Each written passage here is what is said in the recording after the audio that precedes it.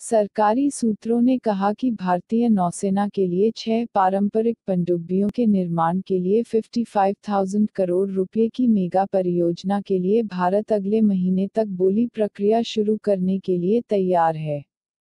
पनडुब्बियों का निर्माण भारत में बहुप्रचारित रणनीतिक साझेदारी मॉडल के तहत किया जाएगा, जो घरेलू कंपनियों को देश में उच्च सैन्य प्लेटफार्मों का उत्पादन करने और आयात निर्भरता को कम करने के लिए प्रमुख विदेशी रक्षा बड़ी कंपनियों के साथ हाथ मिलाने की अनुमति देता है। सूत्रों ने कहा कि पनडुब्बियों की विशिष्टताओं और मेगा परियोजना के लिए आरएफपी जारी करने के लिए अन्य महत्वपूर्ण आवश्यकताएं, जिन्हें P-75I नाम दिया गया है, रक्षा मंत्रालय और भारतीय नौसेना की अलग-अलग टीमों द्वारा पूरा कर लिया गया है। उन्होंने कहा कि अक्टूबर तक आरएफपी जारी कर दिया जाएगा। रक्षा मंत्रालय ने पहले ही परियोजना के लिए 2 भारतीय शिपयार्ड और 5 विदेशी रक्षा मेजर को शॉर्टलिस्ट किया है, जिन्हें सबसे बड़े मेक इन इंडिया उपक्रमों के रूप में बिल किया गया है।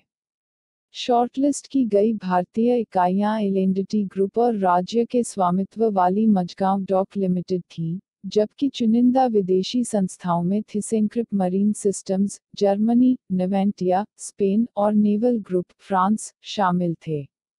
प्रारंभ में, रक्षा मंत्रालय एमडीएल और एल&टी को आरएफपी जारी करेगा और दोनों फर्मों को दस्तावेज प्राप्त करने के बाद अपनी विस्तृत बोली प्रस्तुत करनी होगी। इसके बाद एल&टी और एमडीएल को 5 शॉर्टलिस्ट किए गए संस्थानों में से एक विदेशी भागीदार का चयन करना होगा।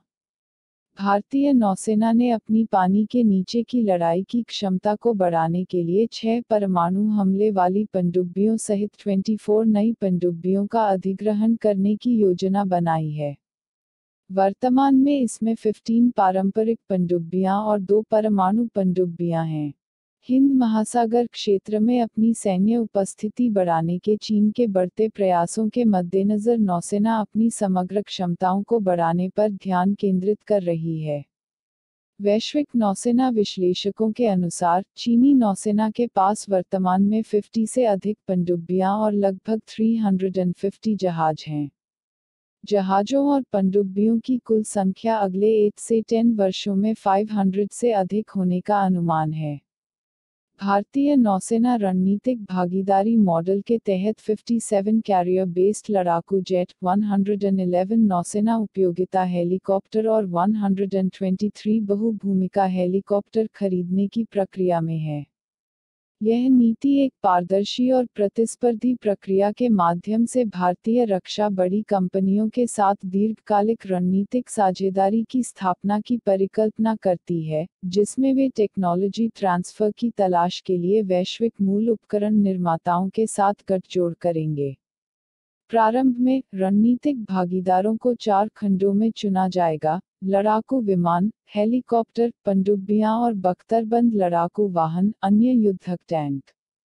इसके अन्य खंडों तक विस्तारित होने की उम्मीद है।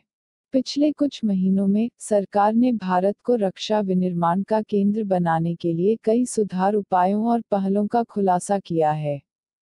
9 अगस्त को, रक्षा मंत्री राजनाथ सिंह ने घोषणा की कि भारत 2024 तक 101 हथियारों और सैन्य प्लेटफार्मों जैसे परिवहन विमान, हल्के लड़ाकू हेलीकॉप्टरों, पारंपरिक पनडुब्बियों, क्रूज मिसाइलों और सोनार प्रणालियों के आयात को रोक देगा।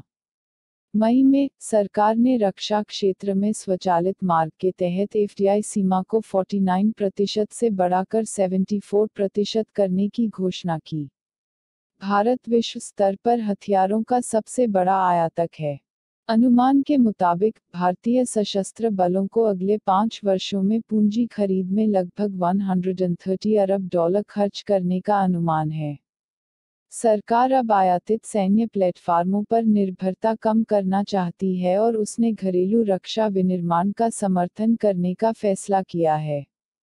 रक्षा मंत्रालय ने अगले 5 वर्षों में रक्षा विनिर्माण में $25 बिलियन के टर्नओवर का लक्ष्य रखा है, जिसमें $5 बिलियन का निर्यात लक्ष्य शामिल है।